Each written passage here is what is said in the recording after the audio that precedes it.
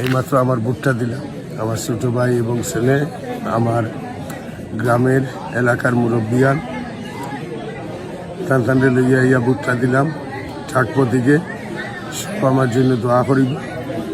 না, পরিবেশটা শান্ত শান্ত আছে, খুব ভালো লাগছে। আসলে এবার ভোটের কেন্দ্র যে শৃঙ্খলা দেখা যায় বর্তমানে, আলহামদুলিল্লাহ ভালো। আর আমরা প্রত্যাশীও ছিলাম যে কোনো প্রকার অসুবিধা হইতো না, বিশেষ করে আমাদের বিয়ানীবাজার গোলাপগঞ্জ এইরকম কোনো প্রকার অসুবিধা হওয়ার, যেটা আমরা শুনছিলাম যেটা হওয়ার আসলে আসলে এইরকম হইতো না। পরিবেশটা ভালো। জি না, শুধু একটা প্রেসাইডিং অফিসার ফুলবাড়ির আমরা এজেন্টের ফোন লইছিলাম না, কইছিলা যে রাত্রে আইয়া নাকি তাহলে কি এটা এখন সমাধান হয়ে গেছে।